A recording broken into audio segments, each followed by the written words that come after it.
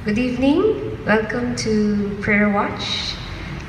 Tayo ay sama-sama na magkaloob sa Panginoon ng ating pagsamba, pananalangin sa isa't isa, at gayon din sa pagbubulay ng salita ng Panginoon. Tayo ay sama-samang manalangin at tumulog sa Panginoon. Let's pray.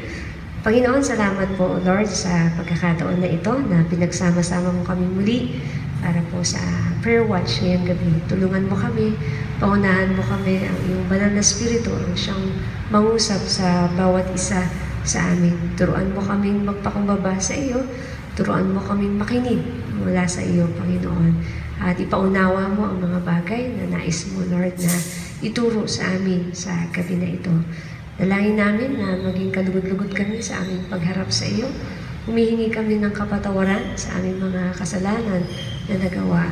Tulungan mo kami, Panginoon, at sa iyo ay buong pagpapakumbaba kami na lumalapit sa iyo, aming Panginoon Diyos. Sa iyo kami umaasa, sa iyo kami, Panginoon, nagtitiwala. Na ikaw ang Diyos na tagapagtaguyod namin at nagkakaloob ng mga pagtuturo, pagtutuwid, at paglilid, Panginoon, sa bawat isa na lumalapit sa iyo. Salamat po, Panginoon, sa iyo namin binibigay ang aming papuri at pasasalamat at pagsamba.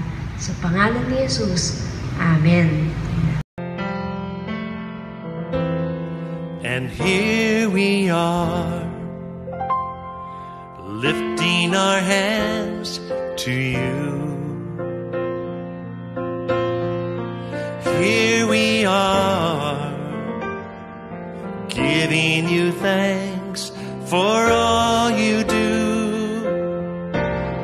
And as we praise and worship your holy name,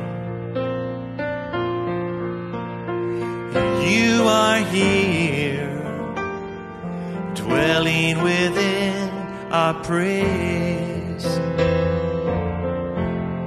For every answered prayer,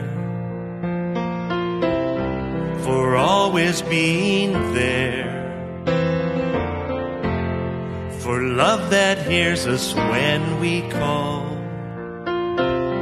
for arms that lift us when we fall. Oh, you have always been right beside us, leading us all along the way, and we've made it through because of you. And here we are, lifting our hands to you. Worship you, Lord. Here we are, giving you thanks for all you do. And as we praise and worship your holy name, you are here. You are here, dwelling within our praise. For days we cannot see, for all that's yet to be, the trials we may have to face, when we'll be leaning on your grace. Well, it will be your strength that saves us, your love that makes us strong. And through it all, we'll sing this song. Sing it. And here we are, lifting our hands to you. Worship you, Lord. Here we are, giving you thanks for all you do. And as we praise and worship your holy name, you are here, here, dwelling within our praise. You are here, dwelling within our praise.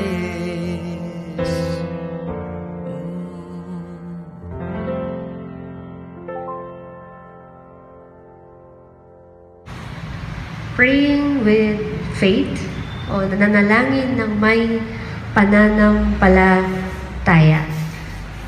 Nung tayo po ay nag-a-apply sa Department of Education or DepEd para sa permit ng ating school, ay lubha pong napakarami silang hinihiling at napakahaba ng listahan na kailangan na meron ka o meron tayo na maibigay para ipagkaloob nila sa atin ang ating kailangan na permit. Dapat natin iyong maipasa sa kanila para sila ay malugod at tanggapin tayo bilang isang opisyal o lehitimo paaralan. Mag-a-apply ka man ng trabaho o lisensya, ay kailangan mo maibigay ang kanilang hinihingi o hinihiling para ikaw ay kanilang tanggapin at pagkalooban ng pribilehiyo. Ang mga bagay na ito ay naisasaayos o naibibigay natin at nalulugod naman sila na tanggapin ang mga ito at pagkakalooban tayo ng kailangan natin o ng pribilehiyo. Sa atin naman, ngayon, ang tanong sa atin ay paano naman tayo sa ating paglapit sa Panginoon? Sa ating pang paglapit ay lumalapit ba tayo ng may pananampalataya sa Kanya upang tayo ay maging kalugod-lugod o katanggap-tanggap sa ating Panginoon? Nais ng Panginoon na makita sa atin ang ating pananampalatayang lubos sa Kanya. God wants to see our faith in Him as we come and seek Him. Sinabi sa talatang ating nabasa, ay kung walang pananampalataya, ay hindi maaaring maging kalugod-lugod sa Kanya. Nabibigyang lugod po ba natin ang Panginoon? Kung tatanungin tayo ngayon ng Panginoon, ikaw ba ay nananampalataya sa Kanya? Sa tuwing ikaw ay nananalangin ka ba ng may katiyakan, ng may pagtitiwala sa Kanya? Without faith, it is impossible to please God. Amen? Sabi po sa Webster Dictionary, faith is, ang ibig daw sabihin nun, ay trust or confidence in a person or thing, or a strong conviction, or you have that firm belief. Meron kang pagtitiwala at may katiyakan. Naniniwala ka, may katiyakan ka. Sa Hebreo o Hebrews chapter 11 verse 1, ganito po ang sinasabi, now faith is confidence in what we hope for, and assurance about what we do not see. Sabi naman din po sa NLT translation, faith is the confidence that what we hope for will actually happen.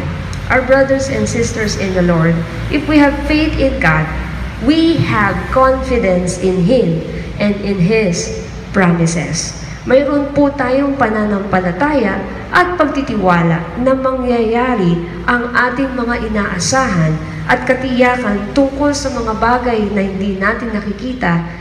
May katiyakan sa ating Panginoon. Kapag tayo ay nananalangin ng may pananampalataya sa Panginoon, ay mayroon tayo pong napagtitiwala sa Kanya.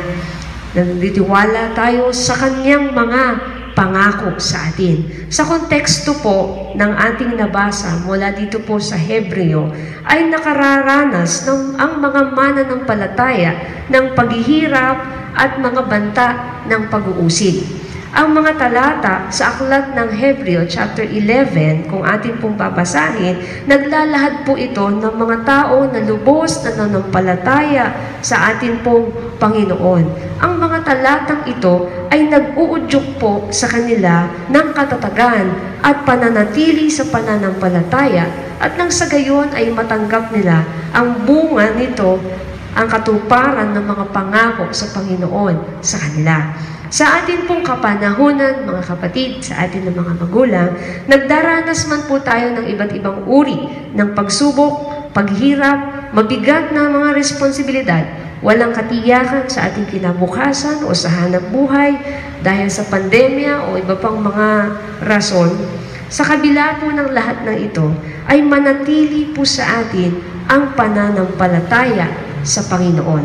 Ang paniniwala sa Kanya, ang paniniwala sa Kanyang mga pangako. Hindi po sinungaling ang ating Panginoon. Hindi po mapagdinlang ang ating Panginoong Diyos. Tinutupad niya ang Kanyang mga pangako. Kaya po mga kapatid, lumapit tayo sa Panginoon. Manalangin tayo sa Panginoon nang may lubos na pagtitiwala at katiyakan na Siya ang ating matibay na sandigan, tagapagligtas, pag-asa sa ating buhay at maging sa buhay na walang hanggan. Let us come to God and pray with trust and confidence that He is our deliverer, our Savior, our hope. Siya ang ating pag-asa, ang sandigan, ang ating tagapagligtas. Let us pray with faith. Praying with faith is believing that God exists. Sabi po doon sa binasa po natin, di ba? Without faith, it is impossible to please God. Because anyone who comes to Him must believe that He exists. Ano po? So praying with faith is believing that God exists. Sa pananalangin po natin na may pananampalataya sa Panginoon, ay kinikilala natin Siya. Kinikilala natin ang ating Panginoong Diyos. Sa atin po bang pananalangin ay kilala ba natin o pinaniniwalaan natin ang Diyos na ating pinapanalangin? Sino ang pinaniniwalaan mong Diyos? Kanino ka nananalangin? Do you believe that God exists? God is sovereign. Amen? Dakila ang ating Panginoong Diyos. Sabi sa John chapter 4 verse 24, God is spirit, and His worshipers must worship in the spirit and in truth. God is the creator of all things. Sabi sa Isaiah chapter 40 verse 28, do you not know? Have you not heard? The Lord is the everlasting God, the creator of the ends of the earth. He will not grow tired or weary, and His understanding no one can fathom. Maging sa awit o sa Psalms chapter 24 verse 1, the earth is the Lord's and everything in it, the world and all who live in it. We worship and pray to God who created us and not the created things. Sinasamba po natin, pinapanalanginan natin ang Diyos na lumikha sa atin, ang Diyos na dakila at makapangyarihan sa lahat, at hindi ang mga nilikhang mga bagay.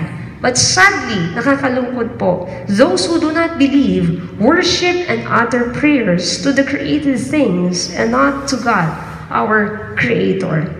Nakakalungkot po, sa mga hindi nananampalataya sa Panginoon, ang sinasamba at ang pinapanalanginan ay yung kanilang mga nilikhang mga bagay. Sa aklat ng Isaiah o Isaiah chapter 44 verses 17 to 18 ay makikita natin at mababasa natin ang patungkol dito. 44 verses 17 to 18. From the rest, he makes a god, his idol. He bows down to it and worships. He prays to it and says, "Save me, you are my God." They know nothing.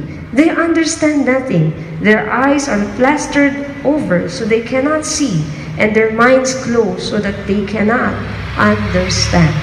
God detests the worship to idols. Sabi nga sa verse 17 sa Tagalog, di ba? Ang natirang kahoy ay ginagawa nga niyang Diyos, ang kanyang niluluhuran at sinasamba. Dumadalangin siya sa ribulto. Iligtas mo ako sapagkat ikaw ang aking Diyos. Sa verse 18, ang mga taong gayon ay mga mangmang at hindi inuunawa ang kanilang ginagawa. Tinakpan nila ang kanilang mga mata at sinarhan ang isipan sa katotohanan. They cannot understand.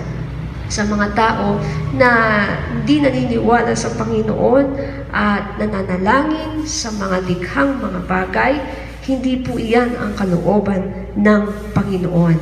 Sabi nga din po sa Romans chapter 1 verse 25, They exchanged the truth about God for a lie and worshiped and served created things rather than the Creator, who is forever praised. Amen. God detests idol worship.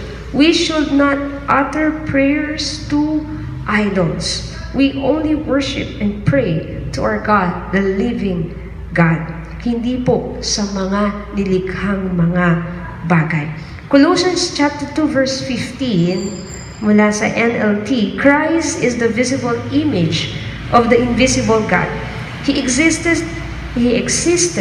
before anything was created and supreme over all creation. Jesus is Lord. Sa Philippians chapter 2 verse 11, God loves us and has a wonderful plan in your life. Ang mga nilikhang mga bagay ay wala pong mga plano sa atin. Pero ang Diyos na lumikha sa atin ay may dakilang plano sa ating buhay. At mahal na mahal po tayo ng ating Panginoon. Sa anumang ating kalagayan, nais ng Panginoon na lumapit tayo sa Kanya. Nalayo tayo dahil sa ating mga kasalanan. Sinabi po sa Biblia, ang lahat ay nangagkasala nga at di nakaabot sa kaluwalhatian ng Panginoon. For all have sinned and fall short of the glory of God. And the wages of sin is death. Ang kabayaran ng kasalanan ay kamatayan. Ngunit ang kaloob ng Diyos ay buhay na walang hanggan sa pamamagitan ni Kristo Jesus na ating Panginoon. Ganun po tayo kamahal ng Panginoon. Kaya maniwala po tayo, tumawag po tayo sa buhay na Diyos at hindi po sa mga gawa ng tao na Diyos. Believe in the Lord Jesus Christ and you will be saved. He is the only way, the truth, and the life. Sabi po sa John chapter 3 verse 16, po, gayon na lamang ang pag-ibig ng Diyos sa sanlibutan, ibinigay niya ang kanyang bugtong na anak sa ating Panginoon Jesucristo, na kung sino man sa kanya sumampalataya ay hindi na mapahamak, kundi magkakaroon ng buhay na walang hanggan. Yan po ang kalooban sa atin ng ating Panginoon. Manalangin po tayo sa Diyos na buhay, sa Diyos na tagapagligtas, na maaaring magkaloob sa atin ng buhay na walang hanggan, na maaaring magkaloob sa atin ng kapatawaran sa ating mga kasalanan. At maniwala tayo na buhay ang ating Diyos na pinapanalanginan. Praying with faith is believing that God exists. No? Nandyan po at totoo ang ating Diyos. Huwag po tayong maniwala na walang Diyos. Mayroon po, totoo po ang ating Panginoon. Kalawa po, praying with faith is believing that God rewards those who earnestly seek Him. Ano po? Ang Panginoon, ang pananalangin ng may pananampalataya ay naniniwala na ang Panginoon ang nagbibigay ng gantimpala sa mga nananalig sa Kanya. Ang Diyos ay tapat sa Kanyang mga pangako sa mga lumalapit at nagtitiwala sa Kanya. Lubos at totoo ang Kanyang mga pangako and He wants to fulfill His promises to each one of us who believe, who put our faith in the Lord Jesus Christ. His promised provisions, di ba po, sabi, no? Kung unahin natin ng Panginoon, ang Kanyang kaharian, ang sumunod sa Kanyang kalooban, pawang ang lahat ng bagay ay idaragdag sa atin. Ang kaaway, gusto niya, sirain tayo, wasakin, pero ang kalooban ng Panginoon ay bigyan tayo ng buhay at ganap na buhay. Ganun po tayo kamahal ng ating Panginoon Diyos. Kaya let us come to the Lord with great faith and thanksgiving unto Him, believing that indeed He rewards those who earnestly seek Him. Ano po ang ating mga pangailangan? Sa provision man po iyan. Naalala ko, nung ako ay estudyante pa sa seminary. So, nung ako yung nag-accounting, ay yung aking expenses o mga gastos mas malaki pa doon sa aking expected na matatanggap. Pero the Lord is indeed faithful. As I come and put my faith in the Lord, I know that God will sustain me and will provide for all my needs. Indeed, totoo ang Panginoon at ipinagkaloob po iyon ng Panginoon sa akin at sa atin din na nananampalataya sa Kanya. Kaya huwag po tayong titigil sa pananalangin ng may pananampalataya. Sabi rin sa Psalms chapter 147 verse 3, hindi lang ang provision ang binibigay sa atin ng Panginoon, ang pag-iingat niya rin at ang kagalingan. Psalm 147 verse 3, He heals the broken-hearted and binds up their wounds. Sa Tagalog po, at ang mga pusong wasak ay Kanya ring lulunasan. Ang natumo nilang sugat ay bibigyang kagalingan. Amen? Even in our brokenness, God can restore us. Di ba po, sa mga mahilig mag-repair, kung may mga sirang mga gamit, mga bagay, so gagawa natin ng paraan, marirepair pa natin. Pero may mga bagay at pagkakataon na talagang wala na, hindi na siya marirepair. Pero sa Panginoon, wala pong imposible sa Panginoon. God can restore us. No? God can heal us kung ito po ang Kanyang kalooban. God can restore broken relationship. God can heal us physically. God can heal us from those fears or traumas in the past na mayroon tayo. Kaya tayong pagalingin ng ating Panginoong Diyos. Amen? If we just believe in Him, come to Him, pray with Him with great faith and thanksgiving unto the Lord. Nitong taon na 2020, masyado nang maraming nangyari. Malapit nang mag-end ang year, ilang araw na lamang. Maraming mga nagsasabi, itong 2020 ay daming mga hindi daw magagandang mga nangyari. O nga naman, nakakalungkot, marami na apektuhan. Sa pagbukas pa lang ng taon, diba? Pumutok yung bulkan, may mga bagyo na dumating, at ito pa ay pandemic, Pero sa akin, marami tayong mga naisip, nagre-reflect tayo ng mga bagay na nangyari sa buhay natin, ano ba yung mga experiences natin, and even the traumas and the fears na meron tayo. And for me, personally, nung nagre-reflect ako, itong 2020 pala, ay ika-10-year anniversary. 10 years ago, nung kami ay na-aksidente. 10 years ago, nung nakaranas po ako personally ng trauma sa aking buhay. But then, praise be unto the Lord, God healed me from my trauma. When I was praying, sabi nga nila, pag pastor ba, hindi na umiiyak. Umiiyak din naman. Pag pastor ba, hindi ba, wala ka ng traumas o wala kang kalungkutan. Tao rin po kami ng mga workers ng Panginoon. And for me, during those times, 10 years ago, nung na-experience namin iyon, kami po ay na-aksidente at yung isa pong kasama ko ay nasawi at kami rin po ay nasugatan. Full of merong grief, merong fear, merong guilt.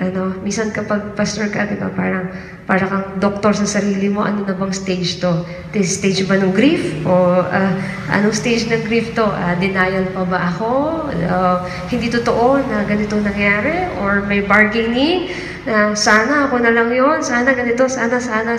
Or anong stage na ba ako? May stage na kung saan napipray ako noon. Nagstay kasi ako noon sa parsonage, sa church. And nung umuwi na ako sa bahay, I was praying unto the Lord na I do have those fears during those time, and I do experience traumas. I do experience grief. Siyempre, isang mahal natin sa buhay ang pumanaw. And I was praying unto the Lord. I'm so sad. Nananalangin ako sa Panginoon at malungkot na malungkot ako. And I asked the Lord, Lord, please heal me. Parang ang hirap naman, pastor ka, you are preaching na, ganito. Tapos ikaw pala ay kailangan ng healing. And I asked God, Lord, I ask for your healing I'm so sad, no? I have this grief inside of me na nararamdaman ko. May guilt din, ano? Pero when I was praying, no, God showed me, no, ipinagkaloob sa akin ng Panginoon na nakita niya yung isang baso, no? Madaming times, no, tinetestimony ko ito. But indeed, it is so powerful na pinakita ni God yung isang baso na may laman, na maruming liquid. And then, after nun, is pinakita naman ni God is isang baso na merong clear siya, na clear na liquid, na tubig na malinaw na malinaw. And then when I asked God, Lord, I'm praying for my healing, pero bakit parang ang layo yata? Ano ibig mong sabihin dito? And then when I was praying and reading the words of the Lord, and God impressed upon my heart na, you know what, I want to heal you, binibigay ng Panginoon na gusto niya akong i-heal.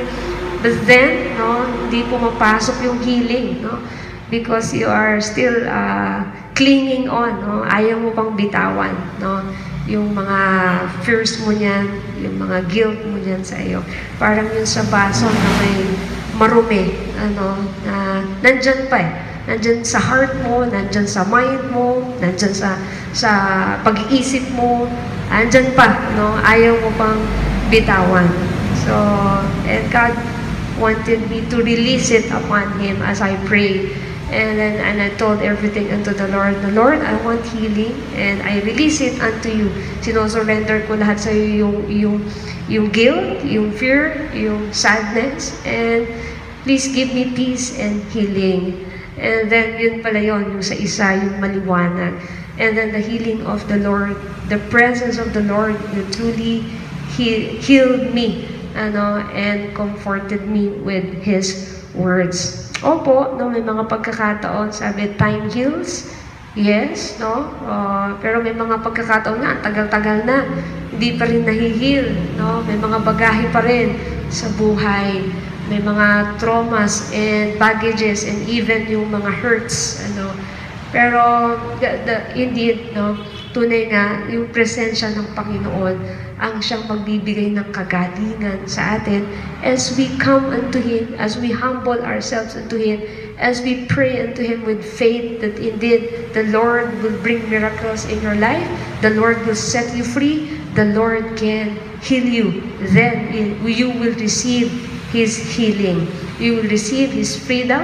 You will receive His grace and restoration. Tanggapin natin iyan sa Panginoon. And I am so thankful. After noon, talagang humagulgul ako sa pasasalamat at iyak sa Panginoon na naramdaman ko ang Kanyang kagaanan na ibinibigay at ang Kanyang kapayapaan. Kaya sa atin, kung may mga experiences man tayo, nais natin ng kapayapaan, nais natin ng healing, lumapit tayo sa Panginoon ng may buong pananampalataya. Ibinibigay niya sa atin ang gantimpala ng Kanyang pagpapala sa mga provision niya, ang kagalingan, ang pangunguna, at higit sa lahat, yung gantimpala ng buhay na walang hanggan sa mga sumasampalataya sa ating pong Panginoong Jesucristo. His promise, His gift of eternal life to those who believe in Him. Kaya brothers and sisters in the Lord, let us come unto the Lord. Let us pray with faith unto the Lord. Let us pray with faith unto Him, believing that God exists. Let us pray unto the Lord with faith na tayo nananalangin sa Panginoon ng may pananampalataya dahil naniniwala tayo na Siya ang dumirinig na Diyos na nagbibigay ng gantimpala sa mga nananalig sa Kanya. At yung mga promises na ito ng Panginoon ay hindi lamang po iyan panandalian lamang. Ano po? Opo, biyaya sa atin ng Panginoon, natatanggap natin ngayon habang tayo ay nandito sa mundo. Eventually, maging ang biyaya ng buhay na walang hanggan na kasama ng ating Panginoon. Let us come to Jesus, believe in Him, pray with faith, and the Lord Jesus Christ. Lumapit ka sa ating Panginoong Jesus. Lumalapit tayo sa mga tao sa Panginoong Jesus. Lumapit ka na ba ng may buong pananampalataya sa Kanya? Manampalataya ka sa Kanya. Nang sa gayon ay may pagkakaloob natin sa Kanya ang ating mga panalangin ng may buong pagtitiwala at buong katiyakan sa Kanya.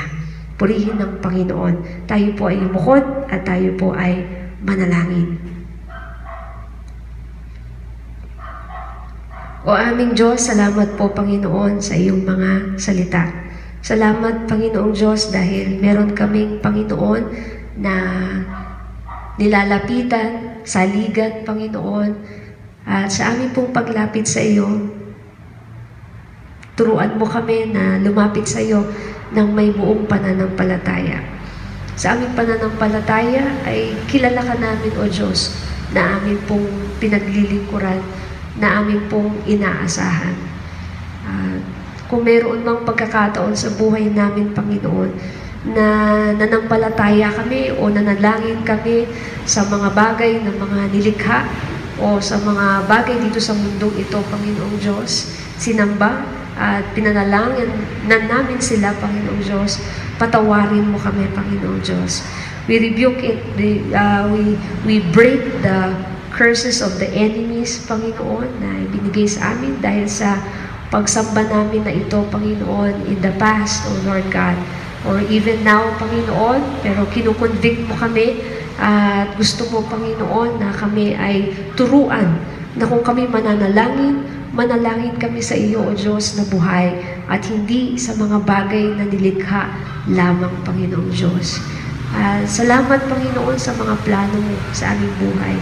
At nais ko, Panginoon, na sa ikaw ang maging saligan ng buhay ko.